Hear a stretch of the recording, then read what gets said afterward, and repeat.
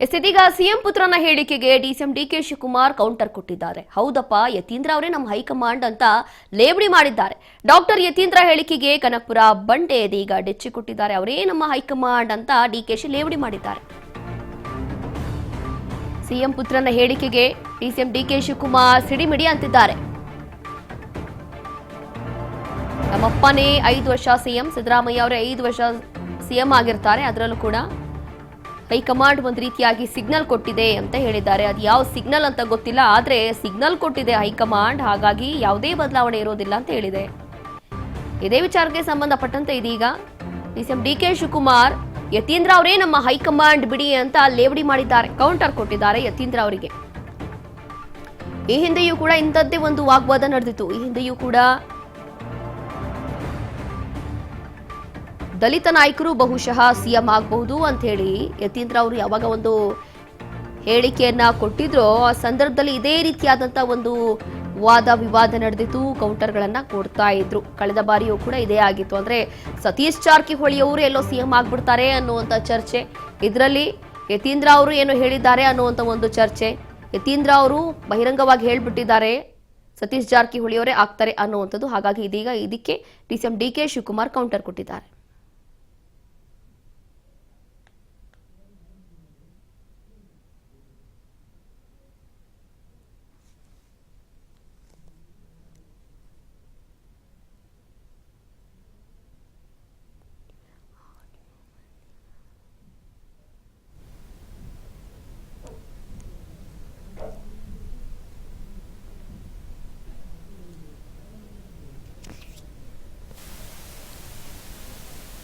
ಕೊಡ್ತಾ ಇದ್ರು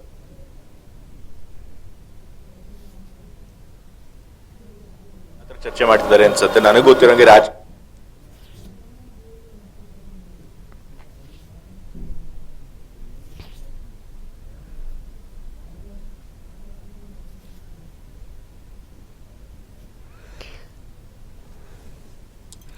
ಇಲ್ಲಿ ಯತೀಂದ್ರ ಸಿದ್ದರಾಮಯ್ಯ ಅವರು ಕೊಟ್ಟಿರುವಂತಹ ಹೇಳಿಕೆ, ಮತ್ತೊಂದು ಕಡೆ ಇದಕ್ಕೆ ಡಿಸಿಎಂ ಡಿಕೆ ಶಿವಕುಮಾರ್ ಕೊಡ್ತಾ ಇರುವಂತಹ ಕೌಂಟರು ಅಂತಂದ್ರೆ ಅವರೇ ನಮ್ಮ ಹೈಕಮಾಂಡ್ ಬಿಡಿ ಅಂತ ಹೇಳ್ತಿದ್ದಾರೆ. ಈ ಹಿಂದೆಯೂ ಕೂಡ ಯಾವಾಗೆಲ್ಲ ಇಂಥ ಚರ್ಚೆ ಆಯ್ತು ಅವಾಗ ಡಿಸಿಎಂ ಡಿಕೆ ಶಿವಕುಮಾರ್ ಅವರು ಒಂದು ರೀತಿಯಾಗಿ ಕೌಂಟರ್ ಕೊಡುವಂತ ಕೆಲಸ ಮಾಡಿದ್ದಾರೆ.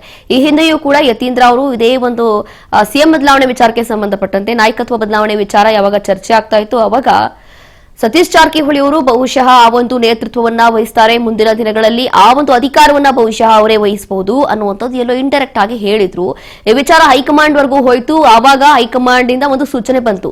ಕಾಂಗ್ರೆಸ್ನ ಯಾವೊಬ್ಬ ನಾಯಕರು ಕೂಡ ಅಧಿಕೃತವಾಗಿ ಬಹಿರಂಗವಾಗಿ ಯಾವುದೇ ಹೇಳಿಕೆಯನ್ನ ಕೊಡೋ ಹಾಗಿಲ್ಲ, ಅದರಲ್ಲೂ ಕೂಡ ನಾಯಕತ್ವ ಬದಲಾವಣೆ ವಿಚಾರಕ್ಕೆ ಯಾರೂ ಕೂಡ ಸುಖ ಸುಮ್ಮನೆ ಮನಸ್ಸಿಗೆ ಬರೋ ಹಾಗೆಲ್ಲ ಹೇಳಿಕೆಗಳನ್ನ ಕೊಡೋ ಹಾಗಿಲ್ಲ ಅಂತ ಹೇಳಿ ಹೈಕಮಾಂಡ್ ಸ್ಟ್ರಿಕ್ಟ್ ಆಗಿ ಹೇಳಿತ್ತು.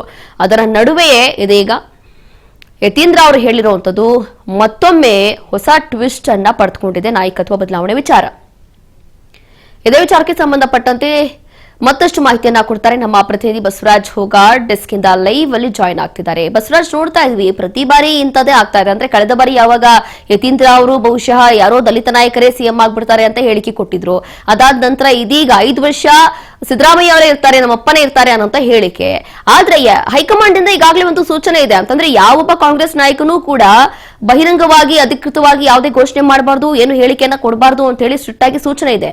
ಆದ್ರೂ ಕೂಡ ಈ ರೀತಿಯಾಗಿ ಯತೀಂದ್ರ ಅವ್ರು ಯಾಕೆ ಹೇಳಿರ್ಬೋದು ಅಂತ. ರೋಶಿನಿ, ಗ್ಯಾರಂಟಿಯ ಸರ್ಕಾರದಲ್ಲಿ ನಾಯಕತ್ವ ಬದಲಾವಣೆ ಅಂತಕ್ಕಂಥ ವಿಚಾರ ಬಹಳಷ್ಟು ಚರ್ಚೆಗೆ ಕೂಡ ಗ್ರಾಸವಾಗಿತ್ತು. ಯಾವಾಗ ಅದು ದೊಡ್ಡ ಮಟ್ಟಿಗೆ ಚರ್ಚೆ ಆಗುತ್ತೆ ಅವಾಗ ಕಾಂಗ್ರೆಸ್ ಪಕ್ಷದ ಹೈಕಮಾಂಡ್ ನಾಯಕರು ಅದನ್ನ ಒಂದಿಷ್ಟು ತಿಳಿಗೊಳಿಸುವಂತ ಪ್ರಯತ್ನಕ್ಕೆ ಮುಂದಾಗ್ತಾ ಇದ್ರು. ಅವಾಗ ಒಂದಿಷ್ಟು ನಾಯಕರು ಹೇಳಿಕೆಯನ್ನು ಕೊಡದೇ ಇರ್ತಾ ಇದ್ರು. ಆದ್ರೆ ಇದೀಗ ಮತ್ತೆ ಕೆಲವೊಂದಿಷ್ಟು ನಾಯಕರು ಅವ್ರದೇ ಆಗಿರ್ತಕ್ಕಂಥ ಸ್ಟೇಟ್ಮೆಂಟ್ ಗಳನ್ನ ಕೊಡುವ ಮುಖಾಂತರ ಕಾಂಗ್ರೆಸ್ ಪಕ್ಷದ ವಲಯದಲ್ಲಿ ಒಂದಿಷ್ಟು ಗೊಂದಲ ಸೃಷ್ಟಿ ಆಗ್ತಾ ಇದೆ ಅನ್ನುವಂಥದ್ದು ಕೂಡ ಈಗ ಕೆಲವೊಂದಿಷ್ಟು ಎರಡು ಬಣಗಳಲ್ಲಿ ಇರ್ತಕ್ಕಂಥ ಶಾಸಕರು ಮತ್ತೆ ಹಲವು ನಾಯಕರು ಕೂಡ ಅಭಿಪ್ರಾಯವನ್ನು ವ್ಯಕ್ತಪಡಿಸ್ತಾ ಇದ್ದಾರೆ. ಈಗಾಗಲೇ ಸಿಎಂ ಸಿದ್ದರಾಮಯ್ಯ ಅವರು ಸಹಿತ ಬೆಳಗಾವಿ ಅಧಿವೇಶನ ಸಂದರ್ಭದಲ್ಲಿ ಹೈಕಮಾಂಡ್ ಸಹಿತ ನನ್ನ ಪರವಾಗಿದೆ ಅನ್ನುವಂತ ಮಾತನ್ನು ಕೂಡ ಹೇಳಿದ್ರು. ಅವರ ಪುತ್ರ ಯತೀಂದ್ರ ಸಿದ್ದರಾಮಯ್ಯ ಅವರು ಸಹಿತ ನಮ್ಮ ಅಪ್ಪನೇ 5 ವರ್ಷ ಆಗಿ ಮುಂದುವರಿತಾರೆ ಅನ್ನುವಂತ ಮಾತನ್ನು ಕೂಡ ಹೇಳಿದ್ರು. ಅವಾಗ ಮತ್ತೆ ಹೈಕಮಾಂಡ್ ನಾಯಕರು ಅಂತ ಸಿಎಂ ಸಿದ್ದರಾಮಯ್ಯ ಅವರ ಆಪ್ತರು ಆಗಿರ್ಬೋದು ಮತ್ತೆ ಡಿಕೆ ಶಿವಕುಮಾರ್ ಅವರ ಆಪ್ತರಾಗಿರ್ಬೋದು ಅವರು ಸಹಿತ ಹೈಕಮಾಂಡ್ ನಾಯಕರ ಮುಖಾಂತರ ಒಂದ್ ಕಡೆ ಇದನ್ನ ತಿಳಿಗೊಳಿಸುವಂತ ಪ್ರಯತ್ನ ಮಾಡಿದ್ರು. ಅದ್ಯಾಕೂ ಕೂಡ ಅಲ್ಲಿಗೆ ಕೆಲವೊಂದಿಷ್ಟು ನಾಯಕರು ಹೇಳಿಕೆಯನ್ನು ಕೊಡುವಂತದ್ದನ್ನ ನಿಲ್ಲಿಸಿದ್ರು. ಜಂಟಿ ಅಧಿವೇಶನ ಆಯ್ತು. ಜಂಟಿ ಅಧಿವೇಶನ ಆದ ಬಳಿಕ ಇದೀಗ ಮತ್ತೊಮ್ಮೆ ಸಿಎಂ ಸಿದ್ದರಾಮಯ್ಯ ಅವರು ಅವರೇ ಬಂದು 5 ವರ್ಷ ಸಿಎಂ ಆಗಿ ಮುಂದುವರಿತಾರೆ ಅನ್ನುವಂತ ಮಾತನ್ನ ಯತೀಂದ್ರ ಸಿದ್ದರಾಮಯ್ಯನವರು ಮೈಸೂರಿನಲ್ಲಿ ಹೇಳಿರ್ತಕ್ಕಂಥದ್ದು ಅದು ಈಗ ಚರ್ಚೆಗೆ ಗ್ರಾಸವಾಗ್ತಾ ಇದೆ. ಯತೀಂದ್ರ ಸಿದ್ದರಾಮಯ್ಯನವರು ಹೇಳಿಕೆ ವಿಚಾರಕ್ಕೆ ಸಂಬಂಧಪಟ್ಟಂತೆ ಡಿ.ಕೆ. ಶಿವಕುಮಾರ್ ಅವರು ಒಂದ್ ಕಡೆ ಒಂದು ಗರಂ ಆಗಿರ್ತಕ್ಕಂತಹ ರೀತಿಯಲ್ಲಿ ಹೇಳಿಕೆಯನ್ನ ಕೊಟ್ಟಿರ್ತಕ್ಕಂಥದ್ದು.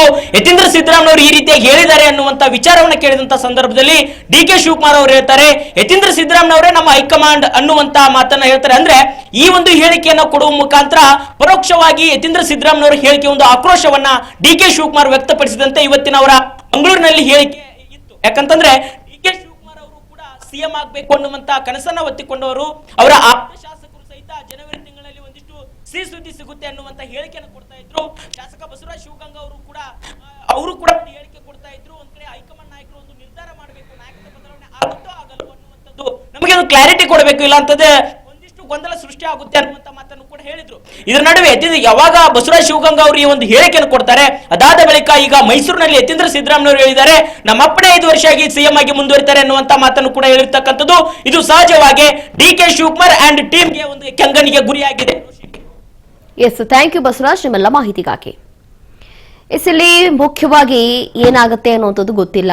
ಹೈಕಮಾಂಡ್ ನಾಯಕರು ಹೇಳಿರುವಂಥದ್ದು ಯಾವುದೇ ಅಧಿಕೃತವಾದಂಥ ಘೋಷಣೆ ಮಾಡಬಾರ್ದು ಅಂತ ಹೇಳಿ, ಆದರೆ ಇಲ್ಲಿ ಯತೀಂದ್ರ ಅವರು ಹೇಳಿರುವಂಥದ್ದು ಮತ್ತೊಂದು ಟ್ವಿಸ್ಟ್ ಅಂತ ಹೇಳ್ಬಹುದು.